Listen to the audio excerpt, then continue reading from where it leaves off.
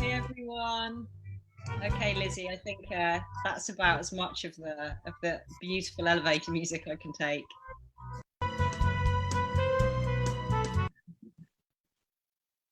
Welcome everybody. I'm super excited that you're joining us here this evening. So thank you very much. I'm not sure if you were with us last week, but we had a fantastic talk from Sylvia about Patagonia. And now this week we have Tamsin talking about Greenland. We had a sneak preview of this last night and it was brilliant. We all loved it and we're absolutely super excited to hear it all over again. So that's good news.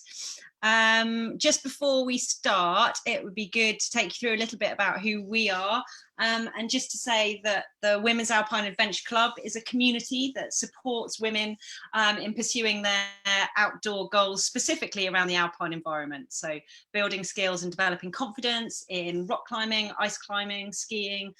We hold in-person events every year, both summer and winter, with skills clinics, with guides, skill sharing as well amongst members. And then also on our website, we're busy working away now on our content. So we've got favourite routes from our members. So favourite alpine routes, you can check those out with lots of beta and information and nice pictures.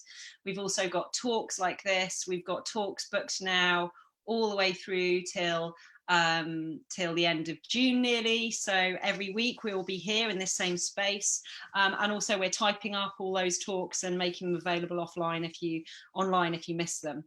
And also, obviously, this year we were hoping to go to the Dolomites in September. That was going to be our big summer meet. And, you know, who knows what's going to happen. I do not have a crystal ball, but I'm hoping that at some point we will be able to get out and meet up this summer, even if it's locally, and do some fun stuff together. But in the meantime, we thought we would work on this online content.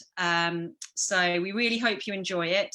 And I'm going to hand over in a minute, but just to take you through a little bit of Zoom etiquette, I think. And that's really just to say that it can be quite distracting if you come in and join, or if your audio's on or your video's on. We definitely want you to ask questions, and we're going to have loads of time for Q&A at the end. But for the moment, just so that we don't distract Tamsin, it would be great if you can kind of have your videos and audios off. And then we will be taking you through how to raise your hands. So in the Q&A time, Jenny will explain, because I don't know very well, how to raise your hand digitally if you have a question. And then we'll call on you, and then Tamsin will be obviously happy to answer your questions.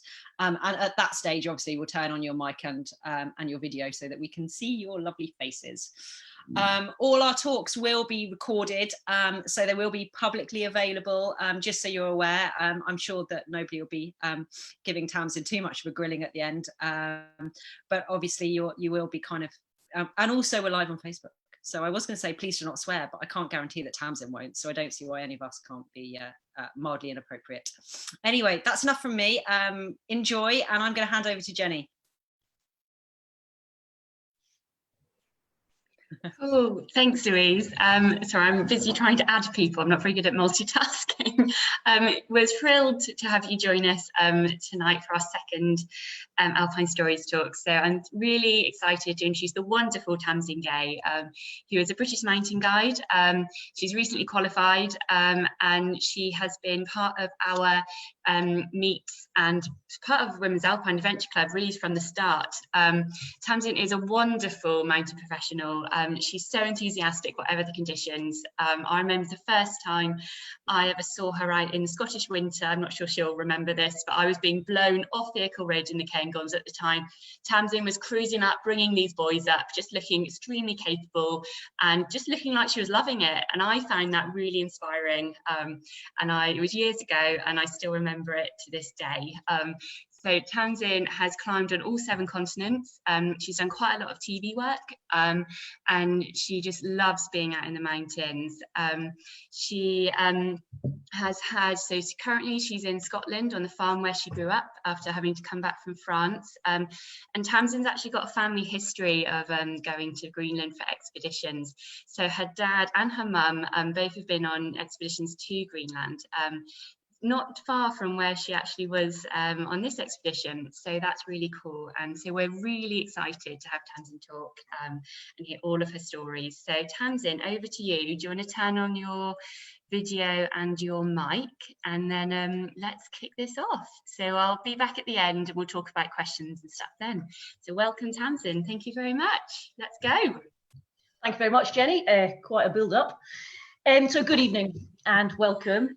I hope you're all keeping well in these rather peculiar times. I must say it is strange for me to be here, being beamed into all your homes.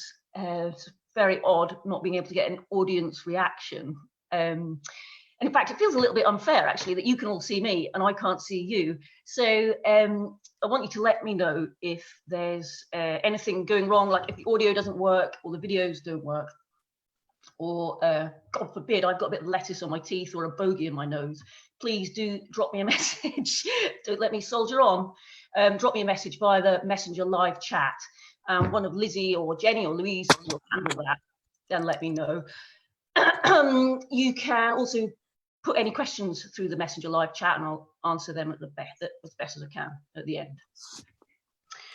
Right, so before I start, there's something you should know, and that is that I am imagining all of you naked, which again, kind of guess you might be actually. I know I am from the waist down. Anyway, let's get on to the topic. So the reason I'm here is to talk about a trip I did to Greenland 2 years ago. So I guess I kind of forgot about it, but then a year, because it was filmed, because it was for the BBC, a year later, it popped up on BBC Two, no less. And I guess I've been asked a lot of questions about it since then. So it was for the BBC and UK TV, and it was with a guy called Steve Backshall.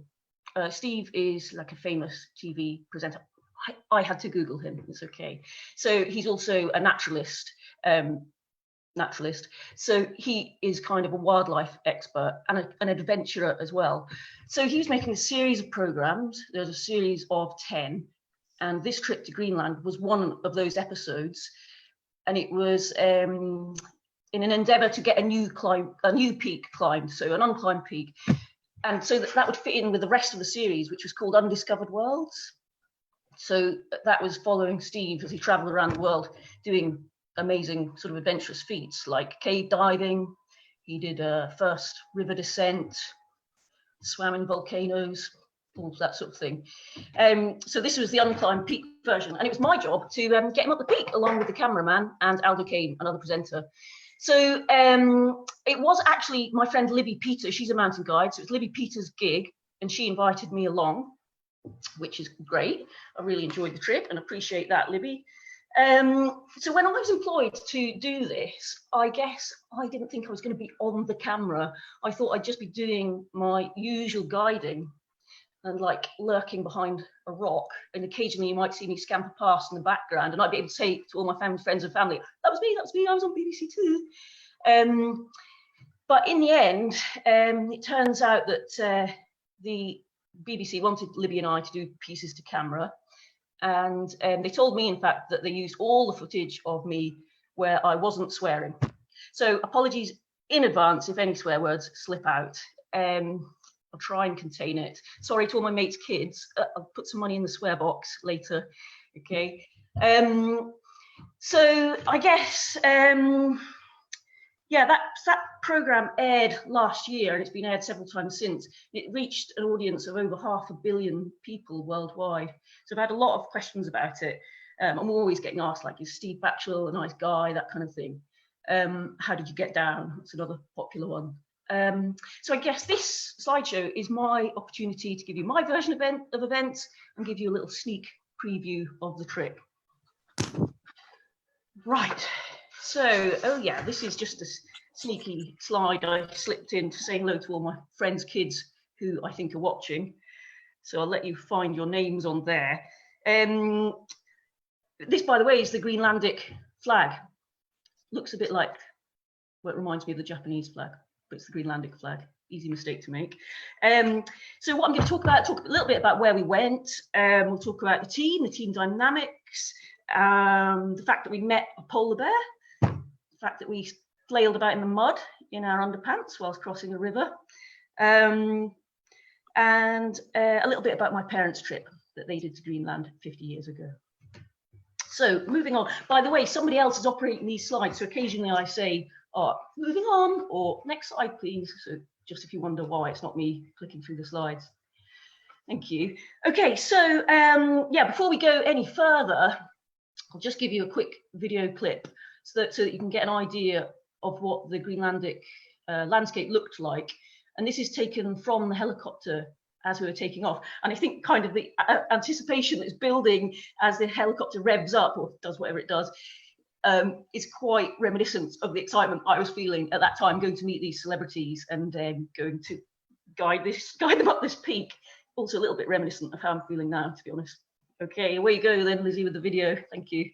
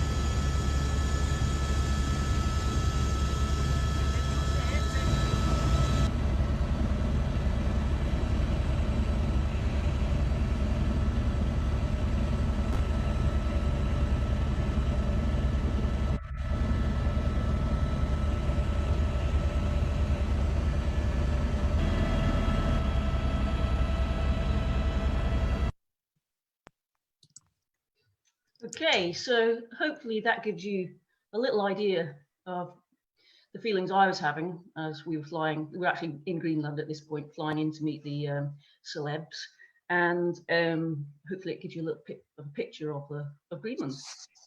I'd like to introduce you to some of my favourite friends that I made whilst we were in Greenland, the muskox. So, God, I love a muskox. I didn't know that these guys existed before I went to Greenland. And they are comedy chaps.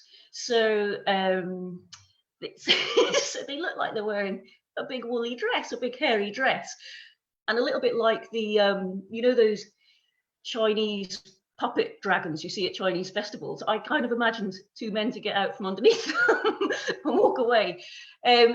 Just beautiful as well, I think. I find them quite magnetic in some way.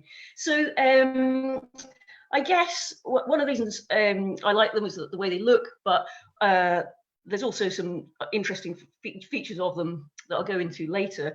They have an Inuit name, Umingmak, which means, I'm fluent in Inuit, which means bearded one. So this is a great picture. So I was walking along and I just happened to walk over this, and I like it because it looks like a muskox, looking the same in death as they do in life.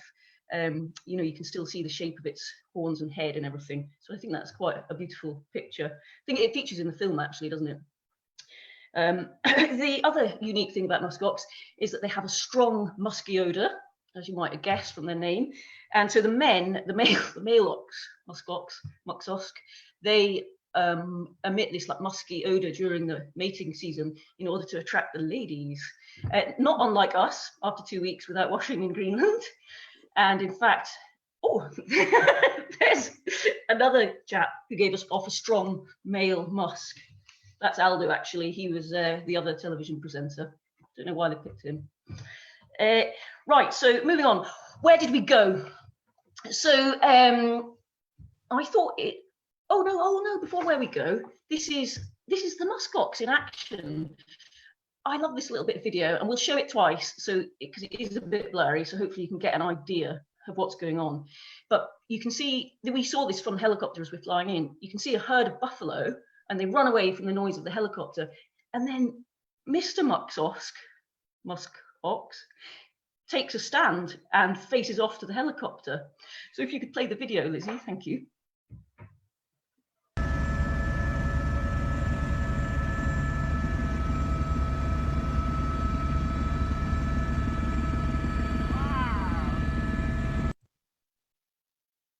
Okay, we'll play it again.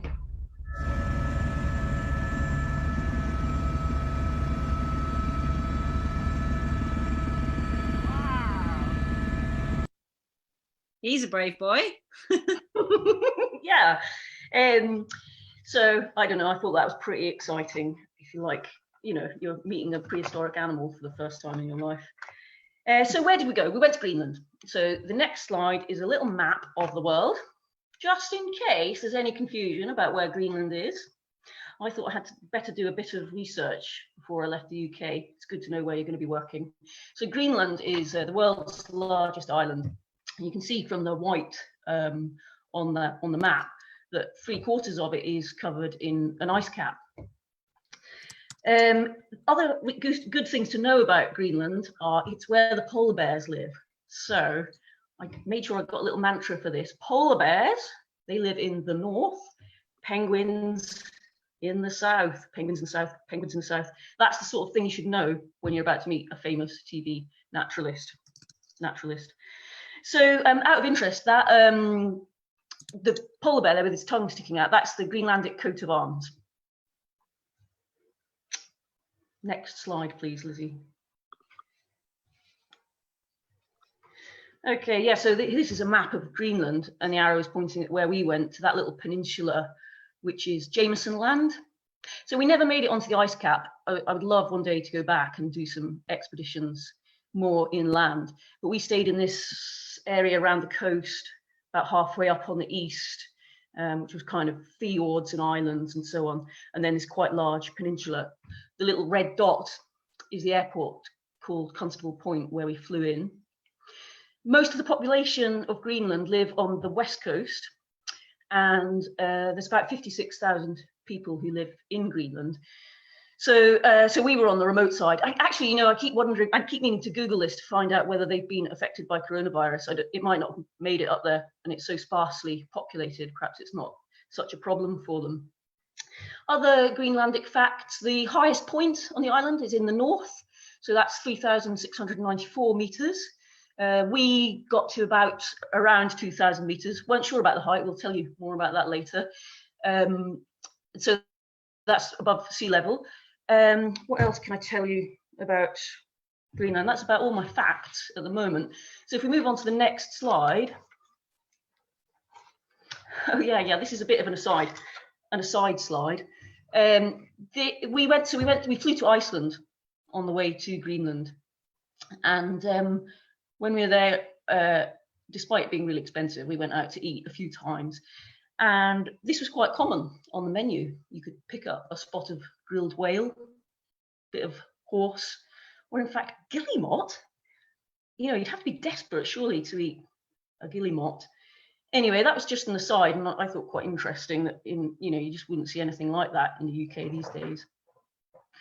Right, okay, on to our next slide. So this is a little bit of a zoom in map. So we've zoomed in here right into the northwest of Jameson Land, and we were dropped off where that red triangle is, and we walked north up the land until we crossed the river Sjursjødal. So Sjursjødal is the glacial valley that has this river running through it, which apparently had never been crossed before. Apparently crossing a river is like a thing, like a world first thing to do, so we did it. And then we crossed just above the L in Dal to a valley entrance called Kortedal, and that valley led us up to the Kortedal glacier, which you can see if you look closely at the map, and to our peak, which ultimately we called Usiliak, or Gay Peter, Peak Gay Peter, and I'll tell you a little bit more about that later on in the talk. Right, yeah, if you could move on to the next slide, thanks very much. Right, the team. So there were 8 of us, all from rather different backgrounds. Most of us hadn't worked together. Kind of some of the TV crew had worked together before, but certainly Libby and I hadn't worked with the TV crew, or much with each other actually, although Libby is responsible for some of my training and assessment in becoming a mountain guide. So we had with us the 2 presenters, Okay, so yeah, on Looker's left, that's Steve Backshall in the blue. So he probably liked, I think, to be known first and foremost as a wildlife expert. And he really is knowledgeable. So you can point at a plant and say, hey, what's that, Steve? And he'll know the Latin name and what it's doing there and what it brings to that ecosystem. And he's happy to answer ridiculous questions as well, such as, in an animal death match, who would win, a polar bear or a muskox? And apparently the two are unlikely ever to meet, because the polar bear spends its life out on the sea ice near its dinner, fishing for seal, fishing for fish, and the muskox live inland, a little bit higher up, in warmer temperatures, where they can eat grass and so on. Although apparently if they did meet and they did have an animal death match, then it'd be quite an even match. So he was happy to deal with questions like that, probably because he's also a children's presenter. So your kids might know him from the World's Deadliest 60 programs. Right, on the right here, we've got Aldo in the yellow jacket.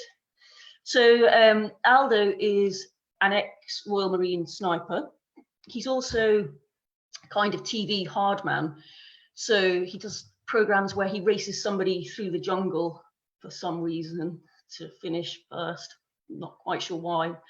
And in fact, just before he came away to Greenland, and he was there 2 weeks before me making a kayaking program with Steve.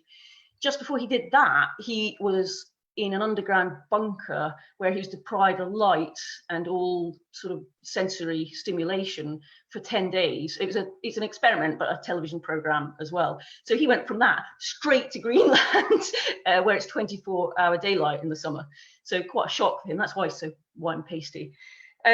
He's Glaswegian, and like most Glaswegians, typically good-natured and funny, and married, just in case you were wondering.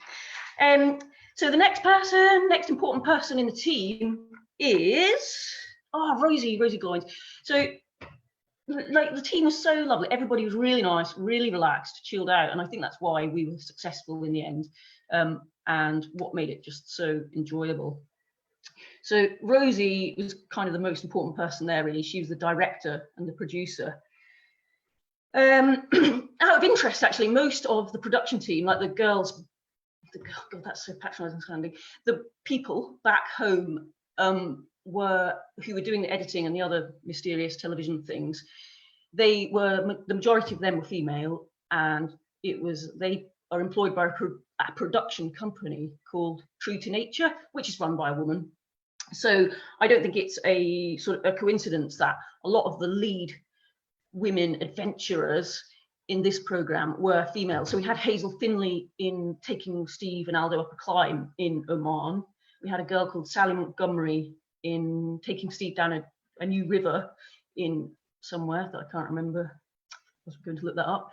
And then there was Katie Fraser, who is an experienced, or a brilliant, apparently, underwater film camera lady, an underwater camera lady. And she went cliff diving there, what's it called? When you go into caves underwater, and she filmed all that. So I don't think that that was just because True to Nature is largely run by women. I got the impression that Steve Backshall was also pushing for that and just interested in diversity and coming at things from a different angle, and possibly because of his wife, who is an Olympic rower.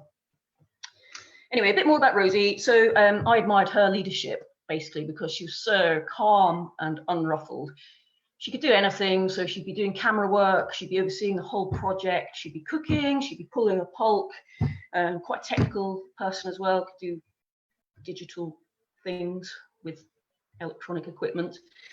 And I'm not sure that I could have done those two camera pieces so well if it hadn't been for her really kind, encouraging, kind of slightly cajoling, questioning style. So, and the kind editing afterwards. That's what helped me in making that program.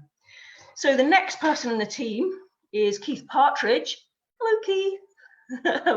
So it's Keith's birthday when we were out there. He's watching now at the moment. So Keith is a very experienced expedition cameraman, and he's done a lot of filming for the BBC and the National Geographic, and I wouldn't be surprised if you watched an adventure film where Keith did the camera work. What I found impressive about Keith, I don't know if he knows this, but when you're working with other film crew or on a photography shoot, you're often asked to repeat the same things, to do the same activity or to say the same things. Whereas Keith just seems to be able to get really good footage on the hoof, and he doesn't ask you to repeat things all the time. So that's pretty refreshing, actually. He's also really good company and a nice, kind man. And a lot of these photos, all the good ones anyway, are taken by Keith. So thanks, Keith. Now on the next slide, thank you. Have a little sip of something. It's drying up there. Right, okay, so there were two technical guys, John Livesey and Stuart Trowell. Quite hard to get them in front of the camera, so that's why I haven't really got any photos of them. They were like just digital wizards. They were responsible for sound and for the drone, for mending electronic things in the middle of nowhere. You know, I think whilst we're on expedition, they worked the hardest out of all of us, because they would get up during the day, do all the sound things, pressing the little buttons and that sort of thing. And then in the evening, they'd be nerding in their tents till like midnight or something, when we were all just snoozing. And again, really great guys, up for anything. And you know, to them, it was actually quite new to be skiing, bulking, doing anything related to the mountains. So they did an extremely good job, I think. Finally, the guides. So this is me and Libby. So Libby's one of my heroines. I wonder if you're watching. I don't know. Anyway, I'm embarrassed now. Okay, so she, you know, Libby wrote the rock climbing guidebook. You know, the red one. If you're British, you'll know this. The red one. What's it called? Rock climbing essential skills and techniques. Lizzie's holding up for me there. And basically, it's the Bible. If you're going to do any assessment in the UK, you need to learn that book cover to cover. It's got the answers. She's also really good company, really encouraging, and really good at hugs. So it's wonderful to have her along. And like I said, her gig, so it was great of her to ask me along. We had a right laugh, actually. I guess also Libby took a bit of a fall. I don't know if she did this on purpose, but she looked after Keith on, oh God, Keith, that sounded awful. What I meant was that I got to strap myself to the two celebrity hunks. Not that Keith isn't a hunk as well. So that's how we worked when we were on the actual mountain itself. Yeah, there was another mountain guide there, actually, Phil Poole. He is like a Greenlandic expert and quite understated guy. Another like gem, really beautiful soul, and really helpful for me and Libby. You know, lots of beta, lots of helpful tips and advice that is quite common amongst guides, I guess, to share all that kind of information, such as which is the front of the pulk thing. That was quite handy. Neither Libby or I had ever pulled a pulk before. Right, so that was the team. The job. Okay, yeah, so for me, the crux of my job was getting these guys up a peak. Like Keith is quite an experienced mountaineer, and Steve as well, but kind of getting a less experienced group up a peak in the middle of nowhere and getting footage of it and doing something new that we didn't know anything about. I mean, that was quite a coup, to be honest. So I thought, just to put that job in context, I'd tell you a little bit about my job as an IFMGA guide. So that's an internationally recognised qualification. It's expensive to do and takes a long time to get. And the bulk of the job is really about looking after people, like really caring about people, making sure that they are physically comfortable, or as physically comfortable as possible. There's always going to be a bit of discomfort and type 2 fun in mountaineering. I think we all know that. And also making them safe, and really caring about how they feel. Are they enjoying it? You know, again, you're not always going to enjoy it, but as much, you know, they're paying you to have a nice time. It's often their holidays. So taking care of all those things is important.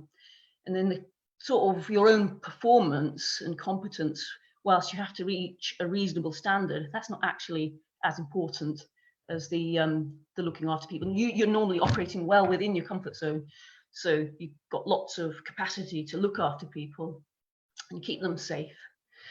I guess my job, I spend the summer most of the year actually in the European Alps now. So in the summer, I tend to do things like working on, say, 6-week courses, where at the start of the week, we might look at mountaineering skills and then do a few warm-up routes. And then by the end of the week, perhaps do a 4,000 meter peak, quite sort of common objectives for people, or very common objectives for people, the Matterhorn and Mont Blanc, the Eiger, things like that. So not the Eiger by the North Face, by the Mittelegi route, which is a little bit more straightforward, but still long, still pretty arduous. So that's the bulk of what I do in the summer. In the winter, I do a lot of ski mountaineering journeys, which is, I think, the reason for living, actually. And I take people into off-piste terrain and look after them and teach them about avalanche safety and operating safely in the mountains in winter. Here, I guess none of us know what's going to happen in the future in terms of coronavirus. But if we end up in a situation where we're not able to travel outside the UK, but we can travel within the UK, I'm available to take you mountaineering. If you've got any Munros you want to bag, if you want to visit the Coolin Ridge, perhaps do a Coolin Traverse. I've spent a lot of time up there. We could go and do that. So get in touch. My contact details are at the end. Sadly, I don't find much time for my own mountaineering goals anymore, because it is expensive and long to become qualified. So now I just graft. So in terms of this job, on this next slide,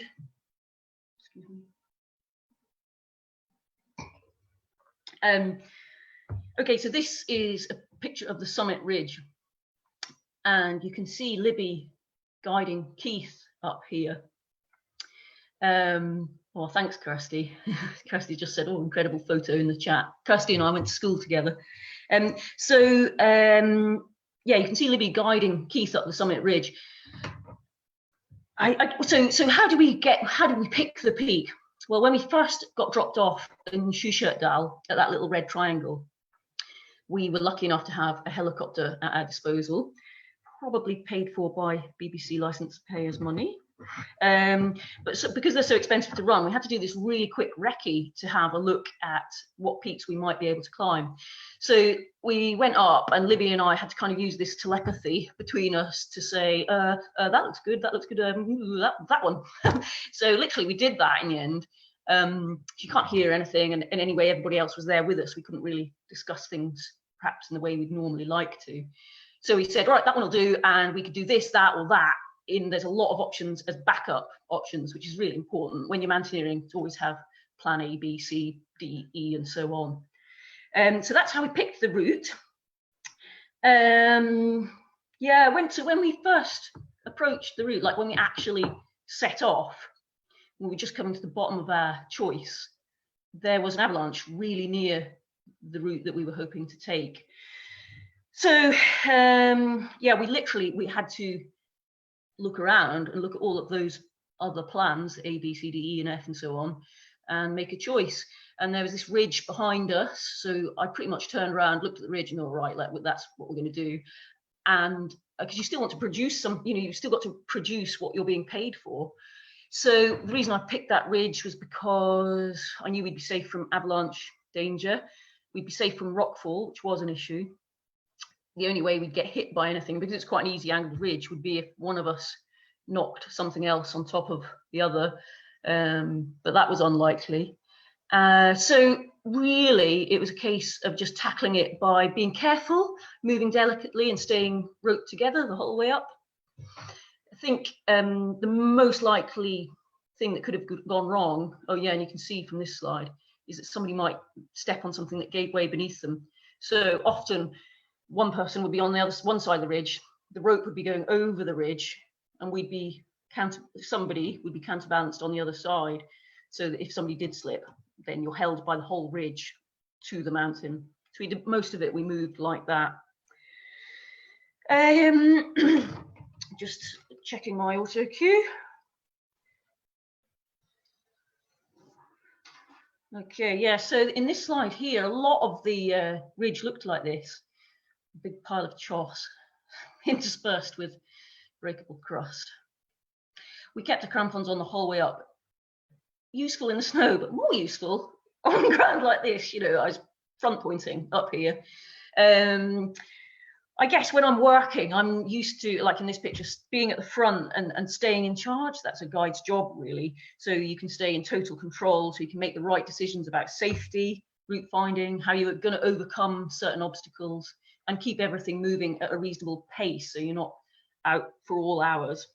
Although often you're out for sort of 10, 12-hour days, but that's just how long these things take. And so in this situation, I had to quite often guide from behind. That is the expression I'm looking for. So I would have to let Steve or Keith lead the route, which I never do when I'm guiding. And it's quite nerve-wracking because it means relinquishing control. But we needed to make Steve and Aldo, for the programme, lead some of it, and to give them the opportunity to kind of experience the authentic emotions that you would feel when you're on the lead. So for me, that's actually the hardest part of the whole expedition, because I had to let go of control in my field of expertise.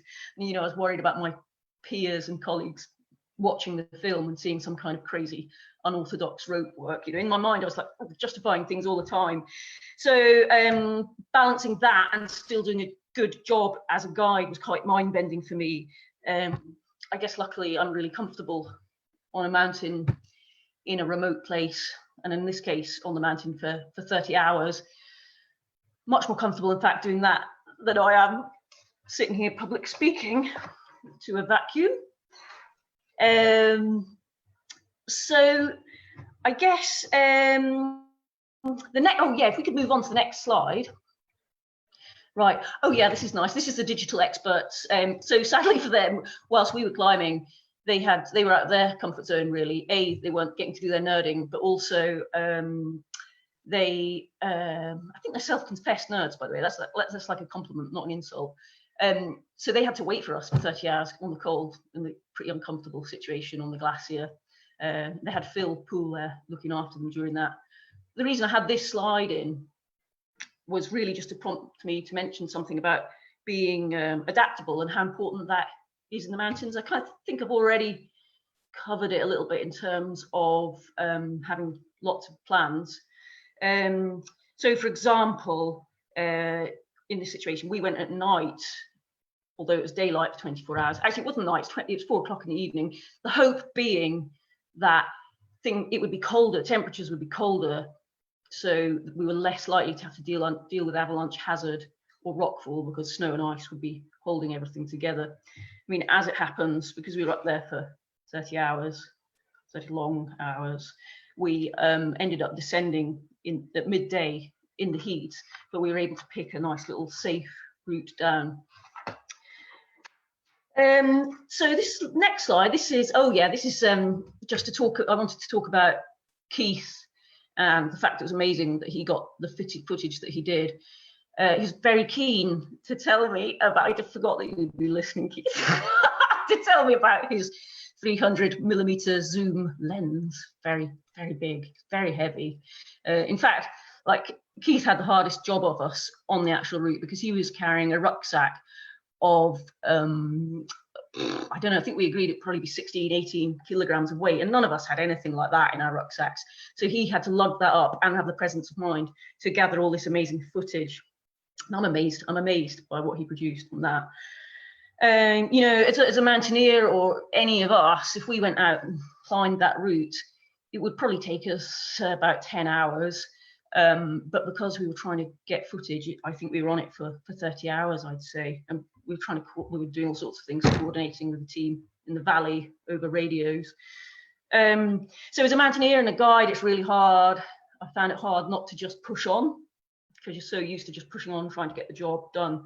It seemed a little bit unnatural to me to hang about filming. So I know that on the telly it looked quite treacherous and like a pretty reasonable, a reasonably impressive undertaking in itself, getting up that ridge. But for Libby and I, we were completely within our comfort zone at all times. And I think the achievement actually lay in managing to achieve a proper mountaineering objective and make a film about it and get people who aren't particularly mountaineers up it. And there was another and. I think I've done all the ands. And by the way, I don't think that, you know, in the film, sometimes Steve and Aldo, they looked really frightened, or at least a little bit anxious. And I don't think that's hammed up or fake. I think they probably are, because your fear is really, it's relative to your experience, isn't it? So for them, it was quite a new undertaking. So in terms of danger, the reality was there's no point at which Libby and I felt worried or scared. I mean, I think it's fair to say that we were worried at times that we might not get up the ridge, you know, that we'd encounter some obstacle that was impassable. Although, yeah, no, I was 95% sure that we could do it. In fact, I was bloody well going to do it, and I was going to take everyone with me. And I think that that's partly that's how I see my job, that it's my job to be completely determined to push on when everybody else is having doubts, because I know it's possible. So I think that's probably the strength ultimately that I brought to the team. I guess it's just a case of ploughing uphill, but also keeping everybody safe at the same time and trying to get the footage sorted out. So in terms of a mountaineer, if you're somewhere remote or you're trying to gather TV footage or something like that, you usually have to lower your objectives. So we did that here in terms of mountaineering, but we still did a proper journey, a proper adventure. You know, I'm really pleased with it. I just think as well that we should be grateful that we were being paid to go mountaineering, because often when you do TV and film work, or you work in an office, I guess it's not quite as rewarding, you have to mock things up. So you might dangle somebody off a boulder for hours on end and try to make something look like something else. Whereas here, it's genuinely, actually, authentically did a new mountaineering achievement. Right, okay, so the next slide, quick gulp. So the next slide, yeah, okay, so this is me and Aldo. Didn't have a crush on him at all. So this is us reaching the summit and sort of getting that beautiful sense of arrival you get when you get to the top of any hill, I think, whether it's a new peak in Greenland or the lump that you're always going up at the back of your house. So you know, I just enjoy that whole process. And in the past, I think I've kind of disappointed friends and family because I can't, or I sort of have a bit of an inability to appreciate scenic beauty. So for me, it's often about the process and the techniques you have to use and the feelings that you have and the sense of achievement and the enjoyment of the physical endeavor. And I think for a long time, it's just because I took landscapes for beautiful landscapes for granted. My parents, as I'll mention later, dragged me around hither and thither by boat and on foot my entire childhood. So I spent most of my time kicking around outside, and I just didn't notice the differences really. It's either that or I was just a spoiled brat. So I guess even I could appreciate the views here, and all the standard cliches apply. It's breathtaking, it was stupendous, magnificent, awe-inspiring, all of those things, but also tinged with a certain sadness because it turns your mind to climate change. In terms of my job, I guess I often feel like I am literally standing in the middle of global warming. So I work mostly in the European Alps, and there we are, and when you're out working, it is not uncommon to spend the whole day hearing continuous rockfall. It's like distant gunfire. And you can tell that the glaciers are receding, they're grey, they're gritty, and you just have this slight sense of, yeah, things are moving and changing. And even if you're a climate change denier, you can't deny that things are changing and that temperatures are going up. So in 1994, when I was 14, don't do the sums, we went to visit Chamonix on a school geography trip and went to see the Mer de Glace. So I now guide the Vallée Blanche on skis, which finishes down the Mer de Glace. And at the egress point, where the point where you get out, where you finish, compared, so 30 years later, or a bit less than 30 years actually, that point is 180 meters lower than it was when I was there 14 years ago. So that's 180 meters of melted ice in just a short period of time. You know, that I can tell, I can see it. In Greenland, it felt no different really, and I wouldn't be surprised if that Quarterdale glacier that we're on is a very small glacier. Wouldn't be surprised if that was gone in the next 10 years. It'd be great to be able to take Trump there, you know, so he could witness the mountains literally falling apart in front of us. You know, you can see the snow and the ice, which is the glue that's held the mountains together for millennia, melting and things are falling down. So we had that sort of exhilaration of achievement, but it was contrasted by the melancholy about global warming, really. Right, moving on. So, oh yeah, so the naming of the peak. It was called Uciliac in the end. Really, Libby and I had already named it Peak Gay Peter. It was 1,978 meters above sea level. We reckon. We actually forgot to check our altimeters on the summit of the peak. No, we didn't even think about it, to be honest. So we had checked our altimeters earlier in the day, and we knew that most of the surrounding peaks, which were a little bit higher than where we were standing, were 2,000 meters, because some of those have been climbed. We thought it was probably about 1,978 meters, and it's just total coincidence that I was born in 1978. So that's how we remembered it. So actually, in reality, it got called Uciliac, which is Inuit for firstborn son, and Steve Backshall called it that. You know, I've been asked a lot actually whether he was hamming it up in terms of emotion and feelings and so on when we made that film, and I don't think he was. He shed a tear at the top of the peak on film, and I think that's because his wife was 6 weeks away from giving birth to his firstborn son. So I think he's allowed a little tear, isn't he? Okay, thought you might be interested to know what the mountain looks like, because I don't think in the BBC footage, or I don't think I've got any other photos of what it looked like. So this is our peak. So we went up that ridge on the left. It looks fairly easy angled. And then we descended down the back, down snow and ice slopes, which eventually met up with the glacier. And then we skied out from there. Right, okay, so that was our peak.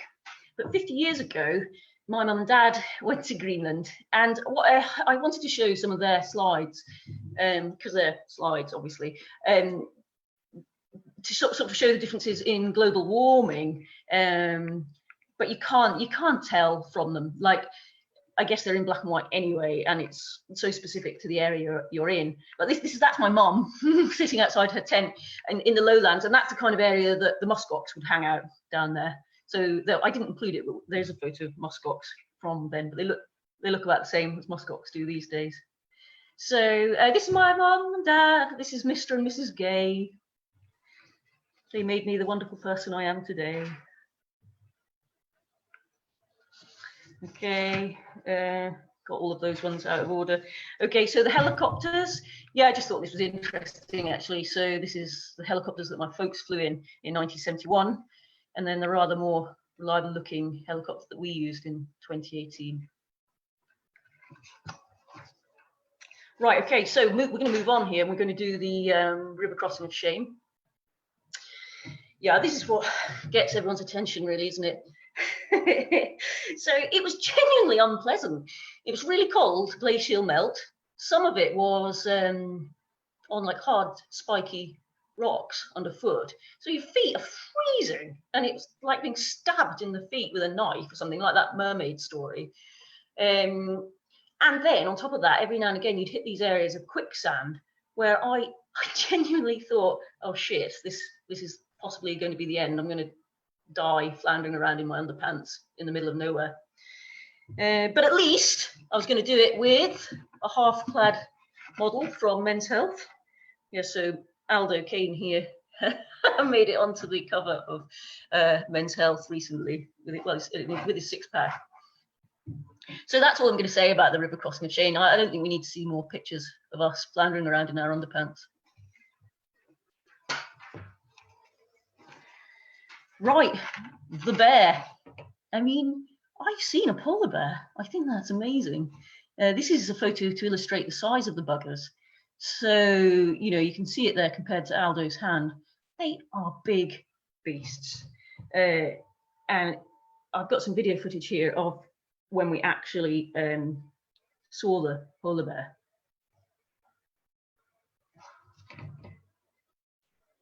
They've got a gun. Don't shoot us, mate. Stones. So, bit of video of a polar bear at Constable Point. Can't hold the camera still. Not sure that's because I'm zoomed in or because I'm a bit frightened. And there's some Inuit people potentially with guns aimed at the other side. Oh my Jesus God in hell, fuck! So they're chucking stones at him. So he's coming this way. Potentially they might shoot him. And then, oh my God. Excellent. He's seen us. He's seen us. Alright. That's a gunshot. No, it's driving towards us, you bastards. It's okay.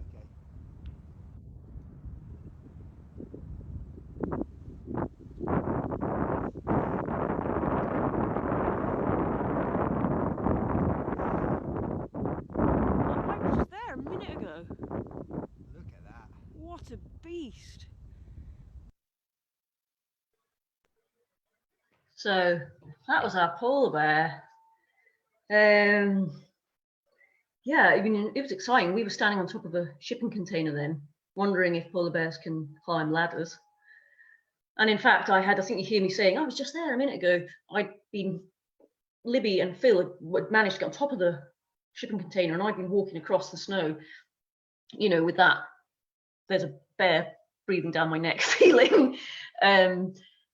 And they'd been shouting, get the guns, get the guns, get the flares, get the flares. And so Libby and I had actually had all this training about how to shoot a polar bear. So of course, when it comes to it, you grab the flares, and they're dropping things, you know, guns going off all over the place. So I managed to get all that and get up on top of the shipping container. And I actually, so these are pictures of Libby and I doing our gun practice. So I figured, like, if a polar bear attack is imminent, I'm probably better off just to shoot myself. Or shoot Libby and kind of leave her as a snack. Although, you know, she's just going to be the entree. I know I'd be the main course. So basically, after that, we had to then sleep in that shipping container, and I reckon a polar bear could open that like a tin of beans. So it would just walk in the side.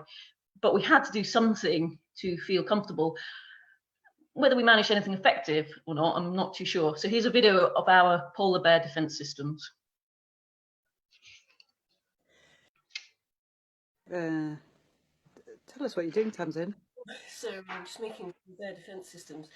These Edelrid slings are known to take the weight of a bear in an emergency situation. So you've tied the door handle to my bed, the bed, so that in a bear attack situation, it'll be quite hard for the bear to open the door using the door handle, which can happen. That's you know, I've been hanging out with a wilderness animal expert this week, so I know that they sometimes can open a double raising door. And secondly, I will feel it turn the door handle, and I'll feel it on the bed. So give me a moment's warning to spring up and nail the fucker. What are we doing now, Tam? So here, clearly, the issue is that the bear may sneak up, try to open the door, and it won't be able to open it by pulling it outwards, will it? Because that would fox the bear. However, there's a flaw in the plan in its fumbling to get in, because it'll try to get the handle, won't just smash through the door, and just open it. I want it just like a simple upward push, that might slow it down. Definitely, Yeah. definitely. I'm gonna sleep really well tonight. Okay, Tamsin. So what we've come up here is an improved bed defence system, shelving unit, dragged in front of the door. It's going to give us precious seconds in the event of a bear attack. And those precious seconds will allow my shaking grip to get the gun trying to shoot it. Fucking hell.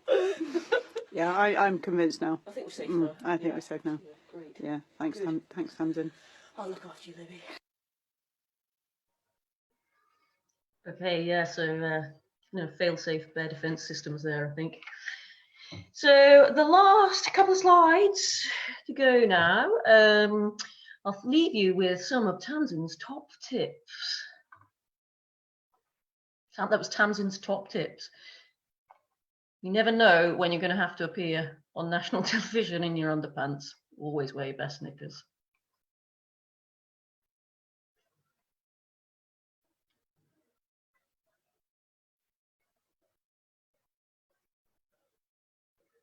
Oh yeah, keep washing. We were thinking this is particularly, Lizzie pointed out, it's particularly important at the moment. It can go weeks, can't it? Without washing properly and brushing your teeth. Keep morale high, keep the muskox at bay.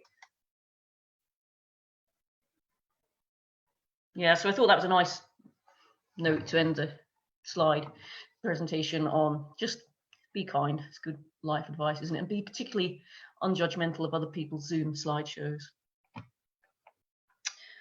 Finally, I would just like to say a couple of thank yous. So the first one is to Keith Partridge, Phil Poole, Libby Peter, Aldo and Steve, and and me. Thanks. Yeah, just for the use of their photos. So I haven't asked for permission beforehand. I'm begging for forgiveness afterwards. So thanks very much, guys. Also, the other thank you is to Lizzie and Jenny and Louise.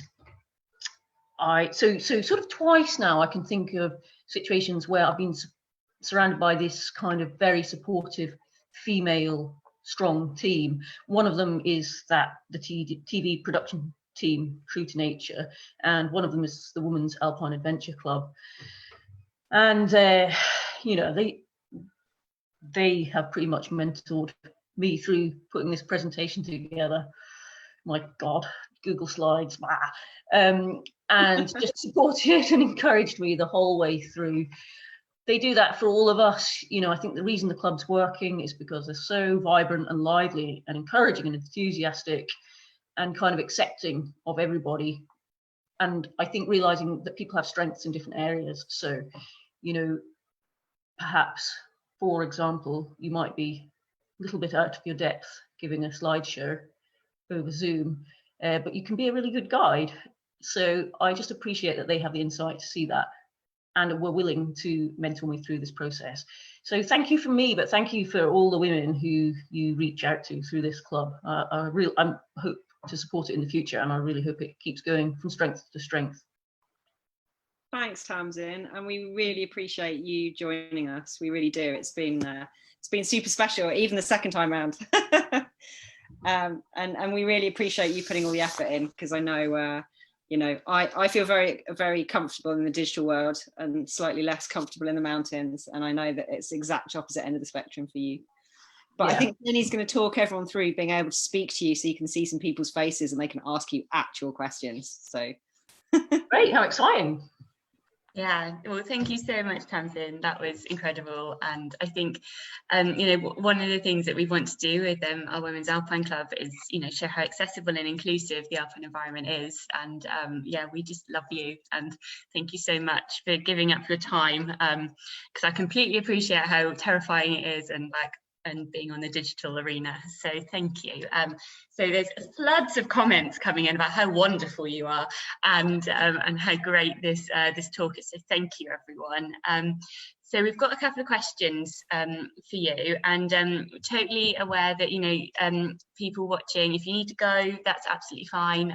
If you want to stick around and hear some questions and answers, but if you can't, this will all be available online, so you can watch again, or we'll be asking asking Tamsin some more questions if we'd have time to do them all, and she will put the answers online. So to ask a question, if you're watching on Facebook Live, hello. If you want to put some more comments on, that will be fab. Or if you want to comment on Zoom in the chat, we'll spot those and I can ask them. Or if you want to ask your question in person, then if you go down to the bottom bar thingy, what's it? There's a manage participants button, and you click on that, and then there's a little thing that says raise your hand. And if you do that, it will show up, and then Lizzie will somehow technologically go to you, and we can hear your voice and see your beautiful face, and you can ask a question. So I've got a question from Facebook from Alina, who wants to know your advice, Tamsin, for someone who's 34 and wants to get into adventure travel. She's hoping to do her summer mountain leader this summer. Who knows if that will happen? But do you have any advice about getting going with more adventurous travel? Yeah, it's tricky, isn't it? And I think that, what do I think? I think Summer ML is a really good place to start, because even with the Summer ML training, you can get work on those kind of trips with World Challenge and what are some of the other ones that are Adventure Rally and and Rally and so on. So those kind of cutting your teeth really with kids groups.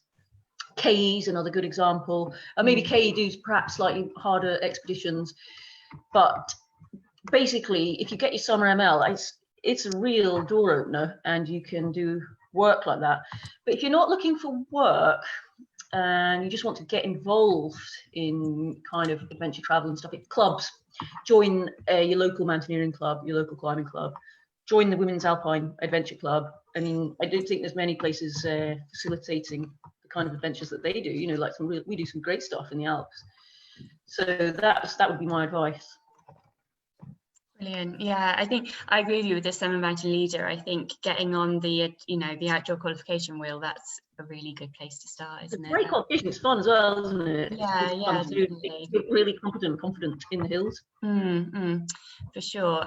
So yeah, that was from Alina. So thank you for that question. Keep on sending in your questions. So a question about how you talk, and in the programme it showed as well, I don't know if everyone's seen the programme, about when you pulk. Can you explain a little bit more about that? Because you said it's the first time you did it. Is it difficult? It looked terrifying, kind of skiing over that lumpy bumpy, and then that thing chasing you. How heavy was it? Yeah, that's interesting, isn't it? Yeah, so they can be quite heavy. It's not as bad as it looks. So I actually loved it. I love that kind of just the graft involved in that on the uphills and the whizzing of the downhills. So basically you have a frame, and it's got two rigid bars coming out from the front of the pulk to a harness, to a chest harness that you're wearing, and those bars stop it catching up with you, so you can't shake the feeling that it's there like the polar bear is over your shoulder, that it's going to do it, but it doesn't, because it's stopped by your own chest harness, by these rigid bars. We weren't sure how it worked skiing down, but we actually did have a great time skiing down. I think it was Keith's birthday. That's when we skied down off the glacier, and one of the technical guys had music kind of blaring out of something, and the Ride of the Valkyries, things like that. And you just go whooshing along in the most delightful manner, to be honest, like, because it was easy angled ground. So quite elegant, I thought. Yeah, nice. I'm not sure if I did it would be that elegant. Yeah, that's what I thought. Cool. And did you just use normal ski touring equipment, like skins and everything, or? Yeah, so we did. So I do a little bit of ski randonnée racing. In fact, I was meant to be guiding on a big race that's not happening that didn't happen in April. So I have really lightweight skis, and I think that helped a lot. So I kept my pulk as light as I could. And I mean, I think you saw that in that Tamsin's top tips. Just always go light. My God, it makes a big difference. So I kept everything as light as I could, and my skis were light. So in some ways, I didn't have the friction, because the skins area, the area that was in contact with the snow, was quite thin. But I think having the lightness help. So yeah, they're just like, they weigh nothing. I think they might weigh less than a kilogram. Wow. Whereas the other guys had slightly heavier things, and everyone was complaining about being tired. And I have to admit, I was like, oh, I'm not tired, fine. We'll just have another biscuit. It's fine. Excellent. And I'm pretty sure that comes down to weight. Yeah, I think no, it's really useful to know about all these kind of technical bits and pieces as well. Yeah. And how did it work with obviously with your BBC programme, all the logistics of kind of arranging a helicopter and travel was all carried out for you a little bit? Yeah, right, yeah. Do you have any advice for people who want to kind of go to Greenland on an Arctic expedition and want to kind of, how do you arrange all of that? Because you know, in the Himalaya there's like agencies and stuff like that. Is it the same in the Arctic? Yeah, there's not many agencies actually. There's just two. There's Paul Walker at Tangent Expeditions, who did all our logistics and had done the research on where peaks were unclimbed. So we really didn't have to do anything, and arranged all the flights and that kind of thing. There's another operator, Matt Spenceley, I think his name is, and he's an IFMJ mountain guide, and he runs an operation out of Greenland as well. So I know that those guys both run trips and would be really flexible about sorting out trips in Greenland. I don't know what the deal is in terms of permits and that kind of thing. And we really were in a privileged situation because we had the BBC just with a lot of money, I guess, to create this production. Yeah, great. And the other thing I wanted just to ask about was with the global warming and the Inuit people. I think you said that most Inuit live on the west coast of Greenland. Are there many Inuit kind of communities on the east coast? Have they noticed any change with global warming? So you kind of saw those polar bears in at the airport, which is odd, isn't it? Yeah, I know. Yeah, I think it's odd. So that guy that we saw, that polar bear, he or she came in. That polar bear person came in on a day when the flights weren't running, and you've got to wonder whether it's hungry and that's why it's sniffing around the airport. I mean, I guess there's rubbish and food lying around, so that would attract it. I don't know about whether there are other Inuit habitations on the east coast. I think that there must be some, but I don't know how much the traditional way of life is really lived anymore by the Inuit. You know, everyone has skidoos and spear guns and that kind of thing. I did speak a little bit to the Inuit at the airplane that operated the airport, and to be honest, I could, it's just like talking to you or me, not really any different. They did spot the polar bear way before any of us spotted it. So they were saying, oh, there's a polar bear out there. And I was like, oh, yeah, there it is. But it turns out I was just looking at like a lump out on sea ice miles away. And they were like, no, it's there. And I was like 500 meters away or something. There it is. And in the end, when you saw that video, it came into like within 50 meters of us. Wow, yeah, that's quite incredible. And I think, I know we were laughing at the end with that polar bear defense clip, and heard that story a lot of times because it's just brilliant. But at the end of the day, you are kind of at risk from these large animals and stuff. And I think because you said Aldo had a sniper, and I think you had some training, didn't you? You and Libby had some training. Tell us a bit about that. How did that work? Yeah, okay, so we had a sniper, thank God. Yeah, and not everybody will have a sniper with them, will they? I think so. So Aldo just took us through how to work a rifle, how to work the flares, and the idea with the flares was that it would scare the polar bears off. But actually, they had an experience. So they were out there 2 weeks before us, a month in total for those guys. They were out there making this kayaking program, and they had another encounter with a polar bear, where they it came right up, and Steve Backshall said, oh, that's like an adolescent male because he's doing all this sort of aggressive behavior. Like apparently they yawn and they do this with their head and everything, and they come in, back off, and they popped flares at it, and they didn't care. Flares, schmares, they wasn't bothered. And so Steve and that were telling us afterwards that they reckon the Inuit that were with them, they had a sort of Inuit guide team, would have shot it if the BBC team hadn't been there, because apparently you're allowed to shoot polar bears if they kind of encroach onto your territory, onto your camp. So they were it's probably pretty bad press, isn't it, if the BBC team go to Greenland and shoot a polar bear? So they're trying to avoid that, also for good-hearted reasons. And actually, what scared it off in the end was Steve chucking a rock at it, and it hit it on its bottom, and that's what did the trick in the end. So a bit weird.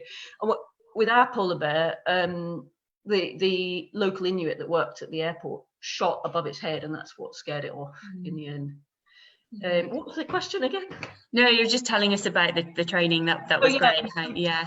Okay, so apparently when you shoot so there's two things I remember from the training. One is when you're firing a rifle, the tendency is that you would lean back like that. The thing is to do is to lean forwards, because there's such a kick back from the gun.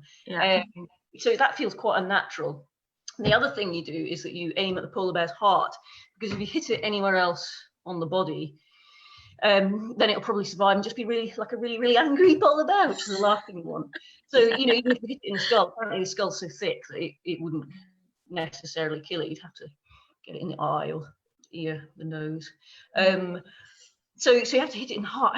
That's not going to happen. Maybe if you're Aldo Kane.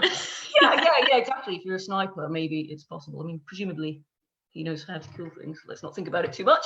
No. And just an aside to that quickly, someone's asked, is polar bear the most dangerous animal you could meet there? Is the polar bear kind of apex predator? Is there anyone else scary? Yeah, absolutely. Yeah, I mean, those mascots apparently get angry, but the polar bear, it's serious. We did polar bear watch around the camp when we were lower down, not when we were higher up, because they just don't come up that high, so don't expect to get prey up there. Like, unless you spread a trail of honey or something, I don't think they'd come up that high. So we all swapped around watch at night, and so you just kind of have to get up at 2 a.m, whatever, and sit there for an hour, and then get the next person up, and try not to drift off. I mean, at that point, the polar bear would have easily snuck up on me.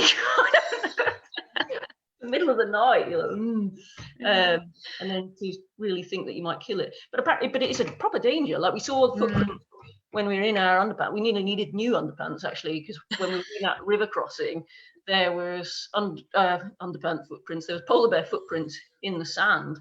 That one next to Aldo's hand. So we saw those. The last thing you want to meet is a polar bear when you're barefoot in the middle of nowhere. Yeah, in your pants. And then we saw the other one at the camp.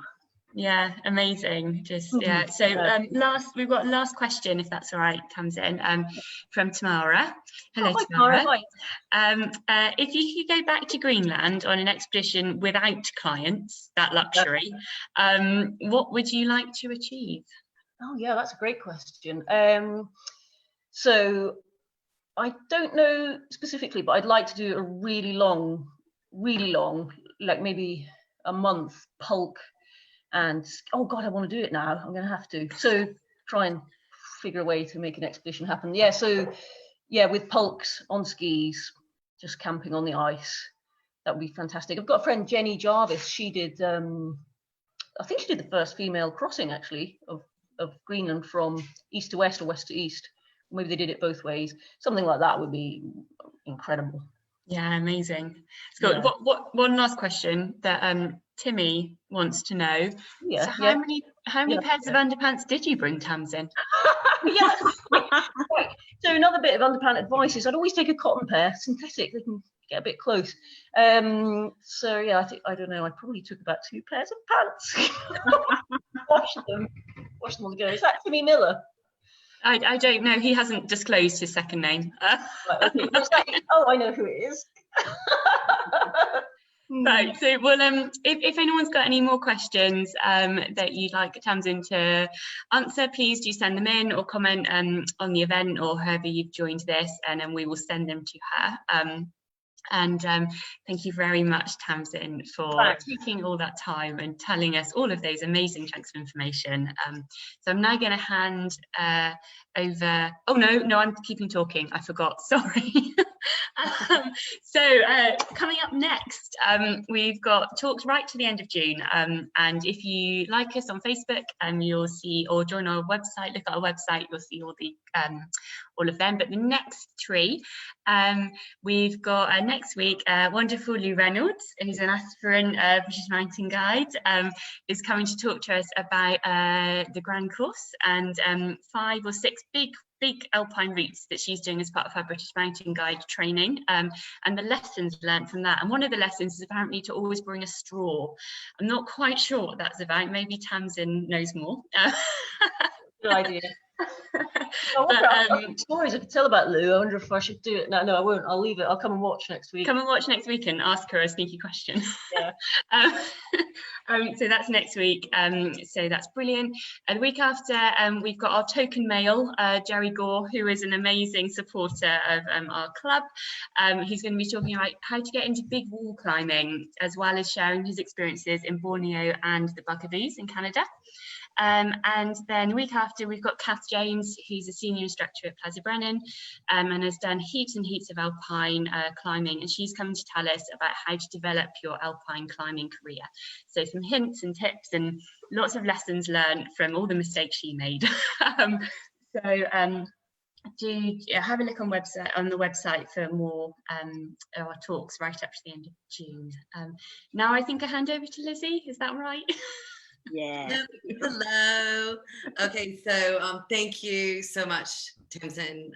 Really enjoyed this week. I got to spend a lot of time with Tamsin, but thank you so much from us and all the club members for taking the time and putting this together, because it was fantastic. And it's always wonderful to spend time with you, and I'm so glad that we got to share a little bit of time with you with everybody else. So thanks again, and thanks to Jenny and Louise, Team WAAC, for all working together and helping everything. So if you liked what we're doing, then support us, tell a friend, follow us on Facebook. We have a page and a group, and also on Instagram.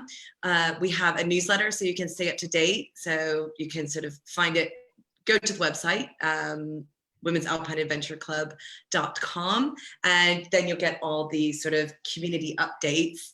The other thing we wanted to share is Tamsin's contact information, and that way you can hire her for all of your guiding needs.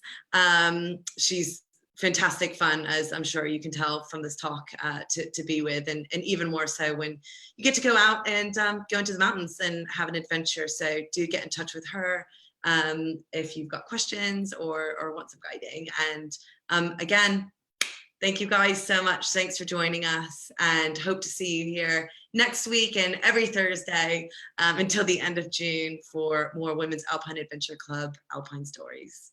Have a great night, everybody. Night, everyone. Bye. Thanks for joining us.